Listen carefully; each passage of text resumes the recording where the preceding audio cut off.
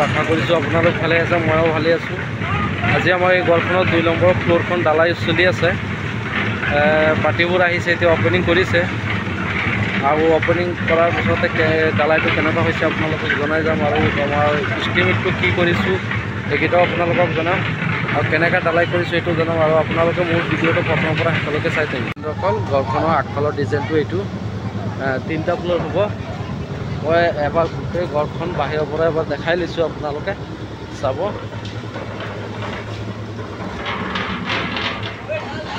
এইখন চাওক, আমাৰ বাহিৰৰ পিনে ঘৰখন ডিজাইনটো সন্মুখৰ ডিজাইনটো এইটো।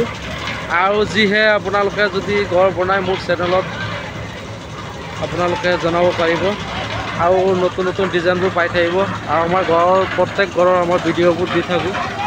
আৰু এইফালে যে আমাৰ গিটি বালু পৰি আছে, সেইটো আমাৰ শ্বৰ্টৰ কাৰণে একচুৱেলি 5-8 দি ঢালাই কৰোঁ আৰু কানায়তৰ বালি আৰু 5-8।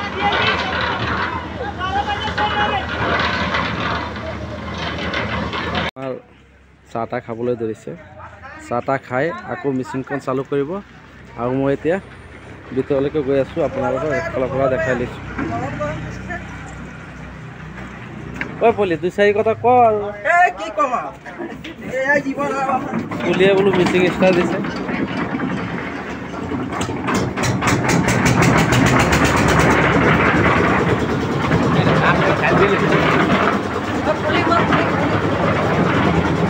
ওপৰলৈ গৈ আছোঁ, ওপৰত আপোনালোকক এতিয়া দেখাই যাম।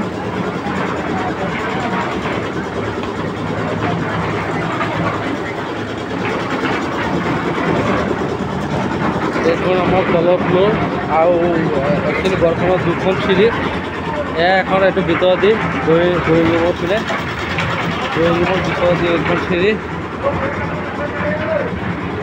চিৰি দি মই ওপৰলৈকে গৈ আছোঁ। মই এতিয়া ওপৰ ফ্ল'ৰত যাম, আপোনালোকক ওপৰ ফ্ল'ৰৰ আমাৰ কামটো অপেনিং কৰি আছোঁ। কি হিচাপত ঢালাইটো কৰিব সেইটো আপোনালোকক একফালৰ পৰা কৈ যাম। আৰু ঢালাইটো আমাৰ একচুৱেলি 1.5-3 একে হ'ব, 1.5-3 একে ঢালাই হ'ব। 1.5 বালি গুটি 3 চিমেণ্ট 1 তেনেকুৱা ঢালাইটো কৰিম আমি। এতিয়া ওপৰলৈকে আহি জাষ্ট পালোঁ। এই আমাৰ বাহিৰৰ চিৰিটো, সেইটো এখন বাহিৰৰ চিৰি।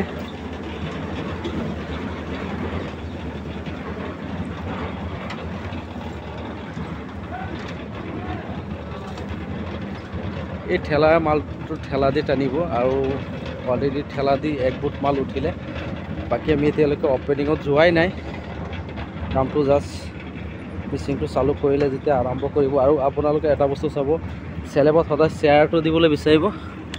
এইটো চাওক, চেয়াৰটো দৰকাৰী বস্তু, চেয়াৰটো লাগে। আৰু আমাৰ ৱায়াৰিঙৰ কামটো হৈ গ'ল গোটেইটো, আমি এবাৰ প্ৰথমত দেখাই লৈছোঁ, পিছত মই যেতিয়া ঢালাইটো হ'ব তেতিয়া আপোনালোকে।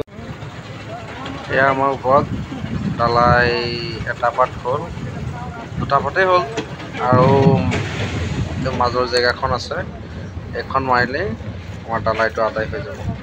এতিয়া 12টামান বাজিলে, কিন্তু 3-3:30 বজাত আমাৰ কামটো শেষ হৈ যাব। এৰিয়াটো আমাৰ 3200 এৰিয়া, 3200 এৰিয়াৰ ঢালাইটো আপোনালোকক কিমান টাইম লাগে চাব পাৰিব। এতিয়া চাওক, আমাৰ এইটো ছাইড কিন্তু ফিনিচিং হৈ গ'ল, লগালগ কিন্তু টানি ল'লে। চিমেণ্টটো কিন্তু বহুত ভাল চিমেণ্ট, ষ্টাৰ ঢালাই মাষ্টৰ লগালোঁ, ঢালাই মাষ্টৰটো কিন্তু ভাল চিমেণ্ট, আপোনালোকেও লগাব পাৰে, লগালগে ছেটিং হৈ যায়। 1 ঘণ্টাতে আপোনাৰ ৰ'দটো পূৰা দিছে, সেইটো কাৰণে 1 ঘণ্টাতে টানি লোৱাৰ কাৰণে সকলে মানুহবোৰ বহি আছে আৰু বেছি জেগা নাই, অলপ জেগা আছে। এখন মাৰোঁতে আৰু 1 ঘণ্টা বা 1.5 ঘণ্টা সময় লাগিব, আৰু 1.5 ঘণ্টা সময় এইখিনি শেষ হৈ যাব। হ'লে আৰু পাতা চাটা মাৰি যিমান য'ত আছে কামবোৰ সামৰিব লাহেকৈ। আৰু পাতা মৰাটো আপোনালোকে এটা চাব, পাতাটো কিন্তু চিধা লাগিব। আৰু চেলেবত কিন্তু বাইবেটাৰ মৰাটো মিষ্টেক নকৰিব, বাইবেটাৰটো বহুত দৰকাৰী বস্তু। আগতে ধৰক খুচি দিয়ে, আজিকালি খুচা চিষ্টেম নাই, আজিকালি বাইবেটাৰটো চেলেবত চলাই দিয়ে। কি কৰে, গোটেই মছলাটো তলত যদি ভালকৈ বনি নাহে, বাইবেটাৰটো দিলেও ইয়াত মছলাটো ক'ৰবাত যদি হেৰি থাকে, অলপ গোটা গুটি আহি থাকে, মছলাটো কিন্তু ইয়াত বনি যায়। তেতিয়া সেইকাৰণে বাইবেটাৰটো আপোনালোকে মাৰিব, ক'তো গেপ নহয়গৈ।